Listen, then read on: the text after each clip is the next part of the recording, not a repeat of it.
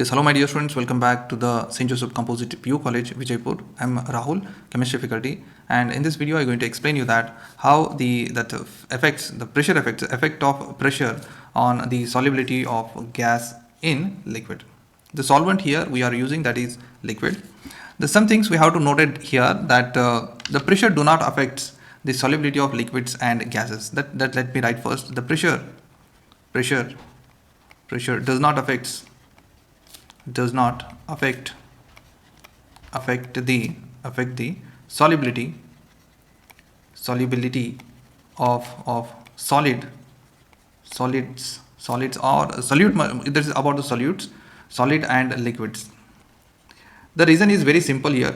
The reason is that the solids, they are incompressible because the space between them, their particles, is very small, and because of that it do not affects the pressure do not affect the solubility. And even liquids also present very close to each other, and therefore they are incompressible. Hence the pressure does not affect the solubility of a solid solute or liquid solutes in a given solvent. However, the solubility of this gas is strictly depends upon the pressure. That let me write this: solubility of gas depends on you can say that on the pressure of its pressure. Let me write, it's not the pressure like all the pressure, it is its own pressure. The gas molecule, whatever exerting the pressure, its own pressure. Solubility of gas depends upon you can say that its own pressure, on you can say that solvent surface.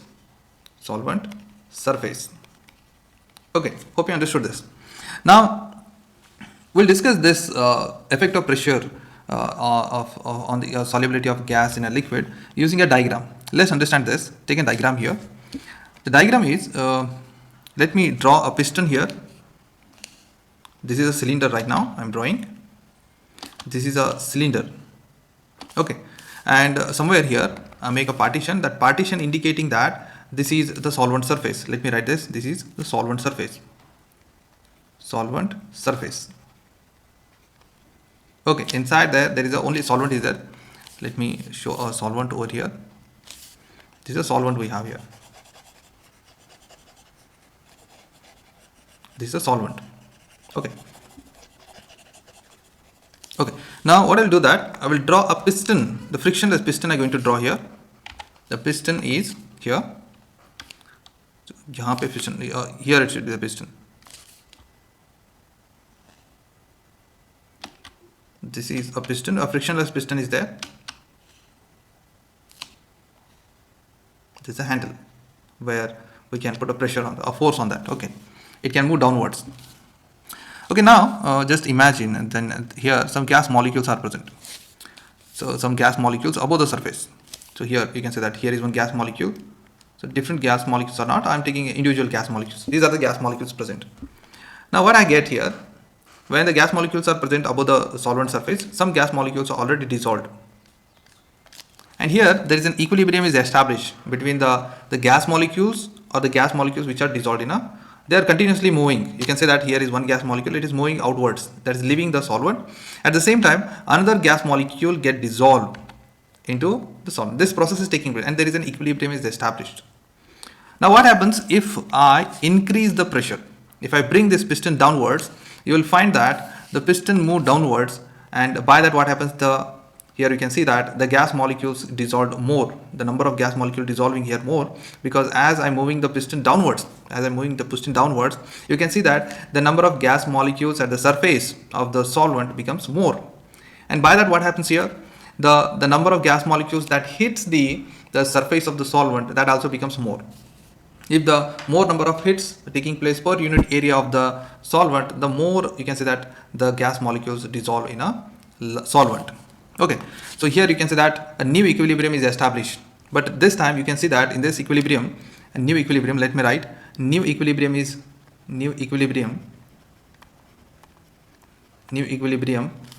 forms here.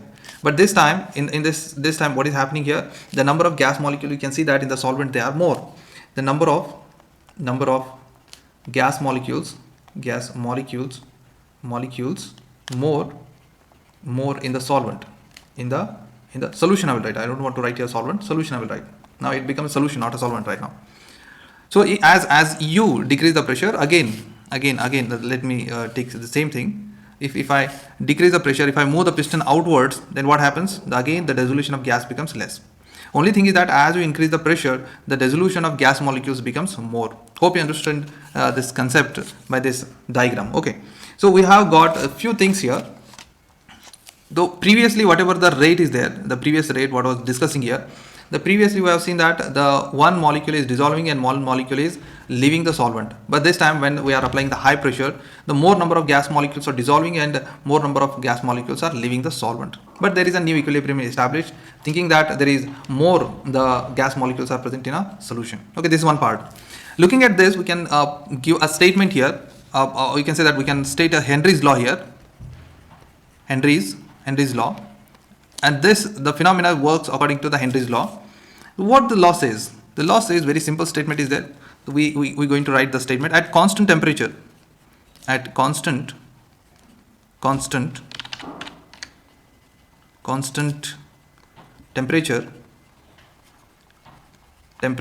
At constant temperature, it is whatever the happening, that should be at constant temperature. Solubility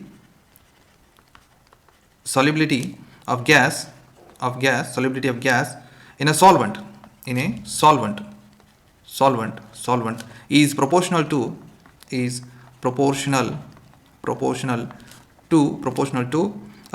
pressure of gas above the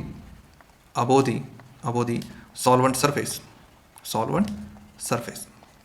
Okay, so only thing is that if I use a piston here, if I increase the pressure when it is increased, the number of gas molecules, as you know that the volume is decreased, as volume decreased, the number of gas molecules per unit volume increased, and thereby heating the gas molecule to the solvent surface also increased.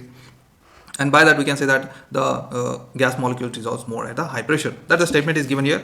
We can make this statement as something different, as a mathematical form, that we can write here pressure is directly proportional to the concentration. So whatever the concentration is, this is the concentration we can write here. So what it says here, it says somewhat interesting. See, the concentration means the gas molecule dissolved in a solvent. Okay, so let me take this statement on other side. It's not visible for you. Okay, let me take this here, so it will be visible for you. This is the concentration, whatever the you can say that the gas molecules are dissolved, they are dissolved in a given solvent that having a concentration, and whatever the pressure is there, let me write here pressure. This is a pressure at the above the solvent surface. This is a pressure. Okay, now the statement of Henry's law can be given as at constant temperature, solubility of gas means whatever the amount of concentration is increased in a solvent is proportional to the pressure of the gas above the solvent surface. That is, we can give like this: the P is proportional to C, or we can write this one as a P is equal to KH into C. This is the Henry's law in terms of mathematical form, where the KH is called Henry's constant. And this Henry constant depends upon various factors. Like this, it depends. Let me write this. This depends on first one, temperature. Right. Therefore, we have to keep the constant temperature there. And even it is dependent on the nature of gas and solvent.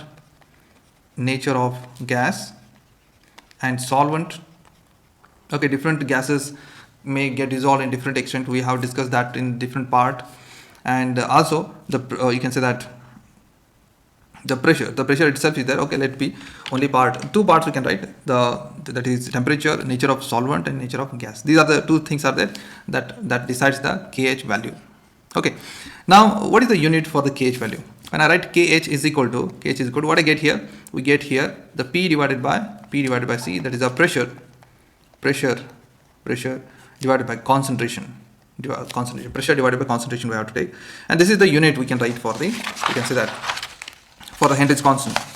Now let's understand the another form of the Henry's law. That is the same formula we can give it as a C equals to KH into P. Now the term get changed. The term get changed means we can write like the kh equals to C divided by P. This time the unit becomes concentration divided by pressure. Concentration divided by pressure is there. This is another form. And therefore whenever you are working on the Henry's law or the Henry's constant, you see you can say you have to see what is the unit they provided. According to that, you have to decide which formula you have to use in particular problems. Okay, we have many problems on this. We have to solve the problems, and for that we have to use particular kh value and see the kh value what they given, whether they given the pressure by concentration or whether they given the concentration by pressure. Both the equations are same, but they are reciprocal to each other. Now let's understand one problem here. Let me write something. Let me erase this. We'll solve one problem, and for that I will give some data here. Very interesting problem is there. Assume that there is a container. There is container. Some kind of container is there here, and there is a solvent. This is a solvent surface, and above that there is a piston is present. Let me draw some piston over here. This is a piston. Here is a piston. It's a frictionless piston is there. Okay, now this is a piston, and there are some gas molecules are also present. Some gas molecules. Assume that these are the gas molecules. Okay, and some gas molecules are also present at the solvent. Now the thing is that when I bring this piston downward, the pressure increases. The pressure increases around 2.4 atm atmospheric pressure. Okay, and these gas molecules are nothing but a carbon dioxide gases. CO2 molecules are there. Okay, there is no other gas molecules I'm considering, only the carbon dioxide gas molecules are there. And the volume of solvent, volume of solvent, or you can say the solution also, that is equals to 1 liter. And when you apply the pressure, the gas molecules move downwards, okay, and they get dissolved. The question is that how much it get dissolved. For the carbon dioxide, the kh value is given. The kh value is around 29.4, and you can say that it is concentration. Okay, let me write. Okay, concentration by. Okay, I don't want to hear concentration. I will take here, that is liter atm per mole. This is the unit we have for the kh value. Okay, so it means that it's a pressure by concentration is given. Pressure by concentration term is given. And now I know that here the kh value is given. The kh is equal to pressure by volume, or pressure by concentration is given. By concentration, I think you got it. This we can write here atm divided by mole per liter. Mole per liter we can write. Later we can write here liter atm per mole you can write. It means that pressure divided by concentration. This is the one form of the Henry's law is there, where we have to find out the C value, that we can write the C, P divided by kh, and P we know that it is 2.4 atm divided by, let me write the unit also, atm divided by the kh value, that is 29.4 liter atm per mole is given, and we get here, it get cancels, and we get, I calculated the value is around 0. Let me find the value. It is 0.0816 mole per liter will be. Okay, so mole per liter, the unit will be here mole per liter. This is what we get. So this is the amount of, or you can say the concentration of carbon dioxide dissolves per liter. But assume that this is nothing but a carbonated water, or you can say that whatever the Sprite or 7up, whatever it is there, in that the carbon dioxide is dissolved, and the same thing is there here. What I will do that, so assuming that there is a person who just drink that contain 1 liter of this solution. So this concentration is 1 liter of this carbonated solution he just drank, and by that how much he consumes the carbon dioxide we have to calculate. So that's the 1 liter he is consuming, and because of that the amount of CO2 consumed, and that you should be calculated in grams, consumed in grams. You know the concentration how much it is, that is 0.0816. This concentration we calculated in 1 liter how much it is present, and we have to multiply this with the molecular mass of carbon dioxide. We know the molecular mass of carbon dioxide can be given as CO2, this is 12 plus 16 plus 16, that equals to 44 grams. and multiply this with the 44 grams, and what you'll get that it becomes 3.5, okay, 9 grams, okay, of CO2 you consumes. CO2 is consumed. Okay, and one more part here I want to tell you that regarding the KH value. If the KH value is for different reasons, the KH value, if the KH value is given like this, the KH is equal to, that is the P divided by or C, or it may be given as the KH is equal to C divided by P. It may be anything in the both the directions. It can be possible to calculate, and therefore we can say that the higher the Henry's constant, higher the Henry's constant, that gas is volatile. That is for volatile gas, volatile gas. Okay, if the Henry's constant is very large, and that is for the volatile gas, means they are less soluble. It means that that is for less solubility. Hope you understood this part, students. If Henry's constant is very high, the solubility is very less. Okay, this is all about the Henry's law and Henry's constant problem. Thank you for watching this.